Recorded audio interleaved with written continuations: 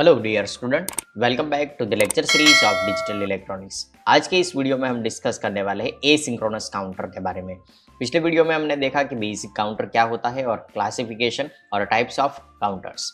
उसमें हमने देखा था दो तरह के काउंटर होते हैं। एक होता है एसिंक्रोनस काउंटर, जिसमें जो इनपुट सिग्नल होता है वो एक क्लॉक सिग्नल का होता है। ओके, तो यहाँ पे हमने दो फ्लिप फ्लॉप यूज किए हैं। फर्स्ट फ्लिप फ्लॉप में क्लॉक पल्स अप्लाई किया है और दूसरी फ्लिप फ्लॉप में जो क्लॉक पल्स अप्लाई हुआ है वो फर्स्ट फ्लिप फ्लॉप का आउटपुट है। ओके, तो यहाँ पे हमें डिजाइन करना है 2 बिट काउंटर। फॉर एग्जांपल हमें अप काउंटर डिजाइन करना है, तो इनिशियल आउटपुट इसका होगा 0 0। जब एक क्लॉक पल्स अप्लाई करेंगे तो इसका आउटपुट होना चाहिए 0 1। सेकेंड क्लॉक पल्स पे इसका आउटपुट होना चाहिए 0 2। थर्ड क्लॉक पल्स पे इसका आउटपुट होना चाहिए 0 3।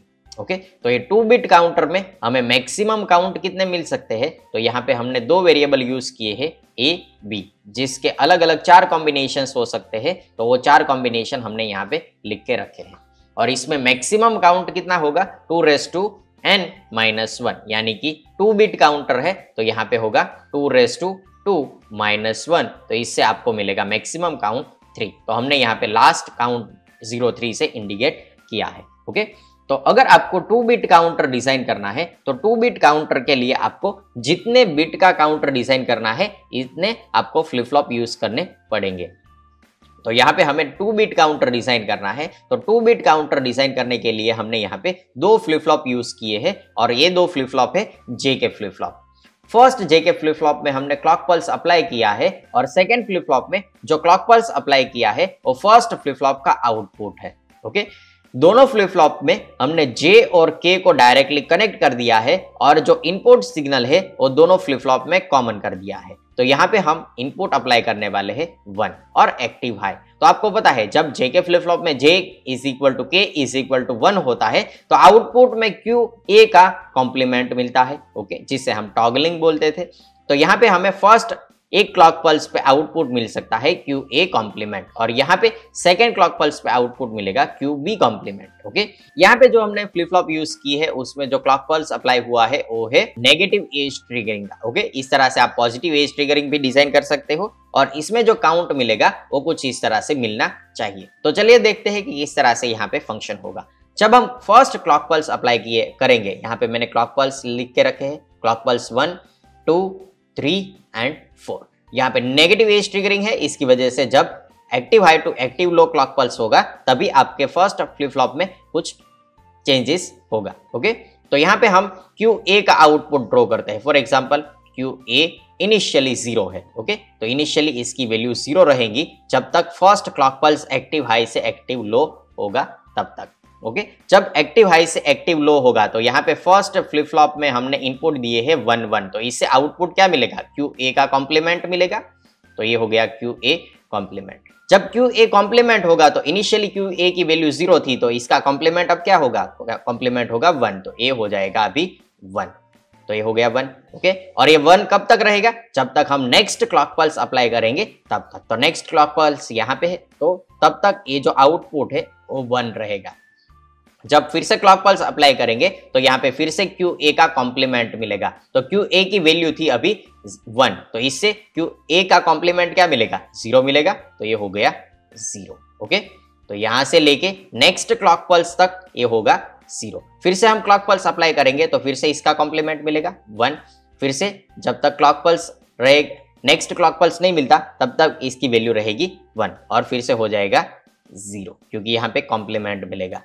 तो इस तरीके से जो फर्स्ट हमारा QA है इसका आउटपुट टॉगल होगा। ओके, तो अब देखते हैं QB में किस तरह से चेंजेस होगा। तो यहाँ पे हम ड्रॉ करेंगे QB आउटपुट सिग्नल को। अभी हमारे पास जो QA है ये QA सेकेंड फ्लिप फ्लॉप का क्लॉक पल्स है और क्लॉक पल्स यहाँ पे हमने नेगेटिव एज ट्रिगरिंग यूज किया है। तो जब यहाँ पे QA की वैल्यू एक्टिव हाई से एक्टिव लो होगी तभी ये फ्लिप फ्लॉप एक्टिव होगा। ओके, तो यहाँ पे जब सेकेंड क्लॉक पल्स पे हमें एक्टिव हाई से एक्टिव लो QA की वैल्यू मिली थी तभी A फ्लिप फ्लॉप एक्टिवेट होगा। सिमिलरली यहाँ पे भी इसी तरीके से होगा क्योंकि QA है वो सेकेंड फ्लिप फ्लॉप का क्लॉक पल्स है। ओके, तो इस क्लॉक पल्स को हम अभी इग्नोर करेंगे। ये जो QA कॉम्प्लीमेंट है और QA है इसे हम सेकंड फ्लिप फ्लॉप का क्लॉक पल्स बोलेंगे। ओके, तो यहाँ पे क्लॉक पल्स हमने ड्रॉ कर लिया है सेकंड फ्लिप फ्लॉप का। तो जब तक हम सेकंड फ्लिप फ्लॉप में एक्टिव हाई से एक्टिव लो नहीं लेंगे तब तक इसका आउटपुट क्या रहेगा, इनिशियली 0 रहेगा। जब हम एक्टिव हाई से एक्टिव लो यहाँ पे अप्लाई करेंगे तो इस तरह से फ्लिप फ्लॉप का क्लॉक पल्स रहेगा। और जब ये जो ट्रांजेक्शन है एक्टिव हाई से एक्टिव लो वो मिलेगा तब यहाँ पे J is equal to K is equal to 1 1 है, तो इसमें QB का आपको कॉम्प्लीमेंट मिलेगा। तो QB की इनिशियल वैल्यू 0 थी तो QB कॉम्प्लीमेंट क्या मिलेगा, 1 मिलेगा। तो यहाँ पे अभी 1 हो जाएगा। और ये 1 कब तक रहेगा, जब तक हमें नेक्स्ट फ्लिप फ्लॉप में क्लॉक सिग्नल नहीं मिलता तब तक। तो नेक्स्ट नेगेटिव एज ट्रिगरिंग यहाँ पे है, तो तब तक इसका आउटपुट आपको क्या मिलेगा, 1 मिलेगा। ओके, तो यहाँ पे सेकंड फ्लिप फ्लॉप में कुछ इस तरीके से वर्क होगा। ओके, तो इस तरीके से ये जो आपका 2 बिट का काउंटर है वो वर्क करेगा। अभी हमें देखना है कि काउंट की वैल्यू जो हमें यहाँ पे चाहिए थी वो मिल रही है या नहीं। ओके, तो ये जो फर्स्ट फ्लिप फ्लॉप होती है जिसमें हम ओरिजिनल क्लॉक पल्स अप्लाई करते हैं, इसका जो आउटपुट मिलता है इसे हम बोलेंगे LSB। और जो लास्ट फ्लिप फ्लॉप है जिसमें सभी फ्लिप फ्लॉप के बाद आउटपुट मिलता है तो उसे हम बोलेंगे MSB। तो यहाँ पे अगर हम देखें तो यहाँ पे क्लॉक सिग्नल है हमारे पास, दूसरा है हमारा MSB बिट, तो यहाँ पे लिखेंगे QB। MSB बिट सेकंड है, LSB बिट QA, तो यहाँ पे लिखेंगे QA। अभी हमें क्या करना है, हर एक क्लॉक पल्स पे, क्लॉक पल्स 1 पे, क्लॉक पल्स 2 पे, clock pulse 3 and clock pulse 4 पे आउटपुट में MSB और LSB की वैल्यू देखनी है। ओके, तो फर्स्ट क्लॉक पल्स पे हम यहाँ पे आ जाए तो फर्स्ट क्लॉक पल्स पे QA की वैल्यू 0 थी, QB की वैल्यू भी 0 थी, तो यहाँ लिख देंगे 0 0। सेकेंड क्लॉक पल्स पे QA की वैल्यू थी 1 और QB की वैल्यू थी 0, तो यहाँ लिखेंगे 0 1। थर्ड क्लॉक पल्स पे QA की वैल्यू 0 थी, QB की वैल्यू 1 थी, तो यहाँ लिख देंगे 1 0। फोर्थ क्लॉक पल्स पे QA की वैल्यू 1 और QB की वैल्यू भी 1, तो यहाँ पे मिलेगा आपको 1 1। ओके, अगर आप इस कॉम्बिनेशन को LSB टू MSB कॉम्बिनेशन को डेसिमल में कन्वर्ट करते हो तो इसकी डेसिमल इक्विवेलेंट वैल्यू क्या होगी, 0 0 की होगी 0 0, 0 1 की होगी 0 1, 1 0 की होगी 0 2 और 1 1 की मिलेगी 0 3।